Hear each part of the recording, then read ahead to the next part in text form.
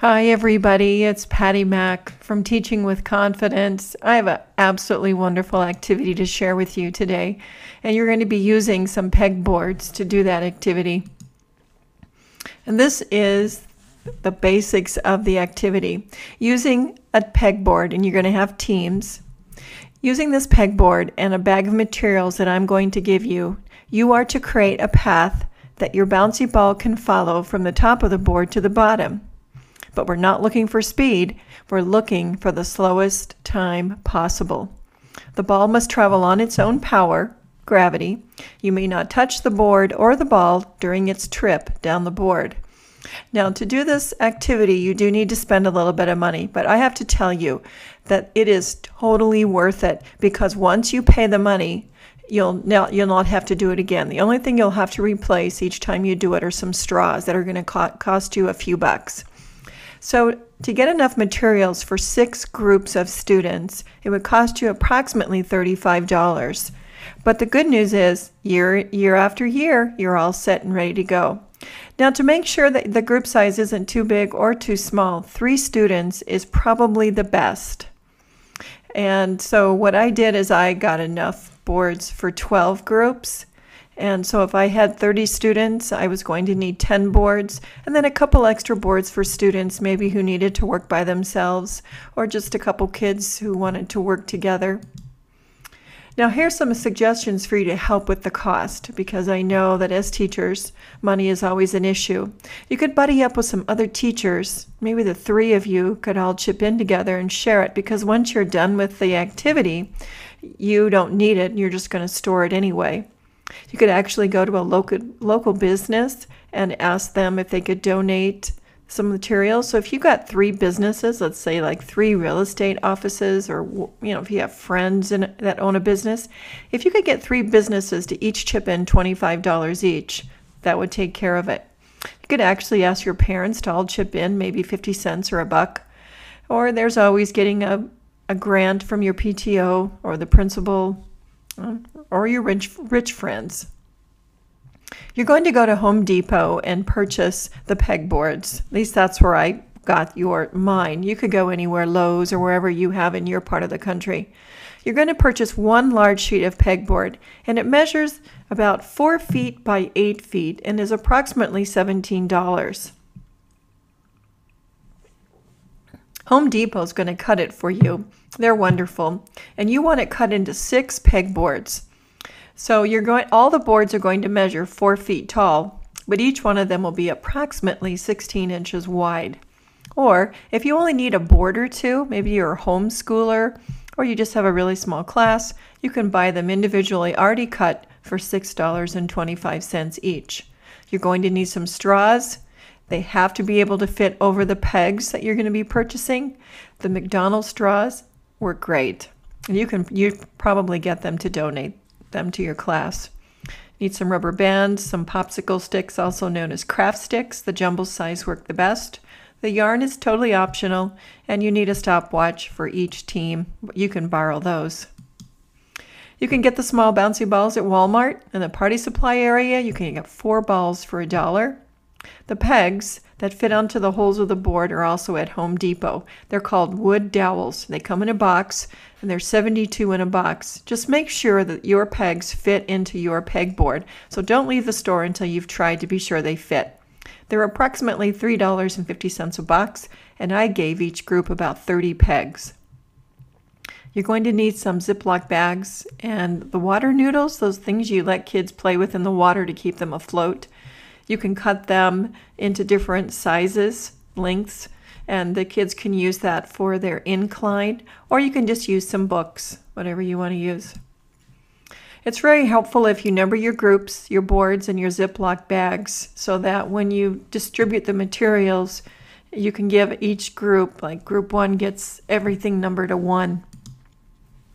And before you start the activity, before you mention that the ball cannot be modified at all, I actually did have a group dig a path into the bouncy ball because they thought it would help the ball go slower. And then be sure that each group doesn't have more than 30 pegs on their board, if that's how many pegs you gave them. And if you want, you can go and give extra rubber bands to groups, but if you give it to one, you have to give it to everyone. And the straws would be the same. Working in groups is not always easy, so you want to be really careful when you divide up your groups, because this activity can go on anywhere from 4 to 6 hours, either in one whole day or through a week or whatever. So try to form your groups so that the kids will work well together. Or you could just pick names randomly if you have a really great group. I always go over the expectations for what I want. Now, this is out of your seat being busy work, and so there's different expectations. So you want to talk about what's acceptable for you. There's going to be noise, but the noise needs to be controlled. And they're so excited about this activity that they'll do anything to keep doing it. So you just have to help them. And make sure you talk to them about the benefits and the challenges of working in groups, because even as they get older and even as adults, there are really good points to working in groups and then not so good. So be sure you talk about that. And be sure that everyone takes an equal part in the activity. Now, my kids took approximately 4 to 6 hours to complete their boards, because they would, with their stopwatches, they would time, start their ball at the top, and it would go on its path that they've created. And let's say it takes 20 seconds. Well, they're going to be driven to try to get it to 25 seconds. So that's why it takes them so long. They're constantly redesigning their boards. So here's different ways that you could set it up. You could do it for one whole day, and the kids could work from the time they come until the end of the day when you have the competition. You could spend a week doing it, and each day you could spend 60 to 90 minutes and do it. Or you could do it each Friday for 4 or 5 Fridays, 4 or 5 weeks. So it's whatever you want to do. This one would require you storing the boards for 5 weeks, and you have to stand them up. Can't stack them on top of each other because of the materials that you've used to design the path. So whatever works for you. And, classroom control, I've just given some ideas of what I use to help with classroom management, but the thing you have to realize is there's going to be some noise, and that's okay, because it's wonderful noise as they, work out how to make it, take the longest to get down the path. And if you just have a few students, of course you can deal with them, but then sometimes you might have one student working in groups is just not their thing. Truly, it's not what they want to do.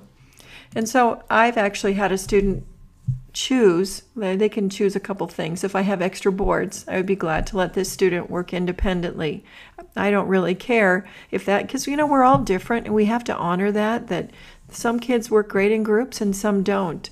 And I think it's okay to do that. Otherwise, you could offer them to do an independent project while everybody else is working on the pegboard activity. And maybe the noise is just too loud and it's really difficult for this student. So I had a student who decided to do a project on Einstein, and he would leave the classroom whenever we were working and go to another teacher's classroom or to the library. And he actually chose to share his project after we were finished. Then I sent home the pegboard and the materials, and he did it at home. Everybody was happy. There's not just one way to meet the needs of all your students. You'll have to decide if you want competition. For some groups it works well, and for other groups it doesn't. So if you don't want competition, just tell them that we're looking for the longest time possible from our whole group. Then they're not really competing against each other, they're competing against the clock. Then if you do it again later in the year, you can say, okay, the best time we got was 39 seconds. Let's see if we can beat that now. Now that you've tried it once, let's go at it a second time. Now, at the very end, you're going to do a timing, and this is how I did it. You could do it any way you wanted, but the group would travel, our whole class would travel from group to group, and then 3 of us were timing. Myself and 2 other students would time, and they had 3 trials to, drop their ball, and we would take the one that was the longest. And if the ball stops at any time in the path and can't get going on its own, then you get a 0. There's no time. There's no do-overs. And you're not allowed to modify the board at all during the timing. And one thing I really like about this activity is that the kids are working cooperatively. And when I was teaching in California, we asked the Fortune 500 companies, what do you really want from our seniors when they graduate from high school? And surprisingly, the most important thing they wanted was to teach them to work cooperatively with each other. And this activity gets an A+ on that. But I also included some national science standards. This activity can be a science activity, but it's just so much more than that. But it is also a science activity, depending on what you want to focus on.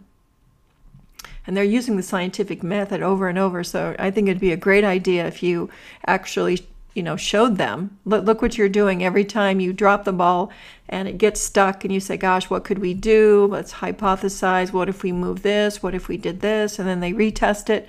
They analyze what happened over and over. So it's a wonderful activity for that.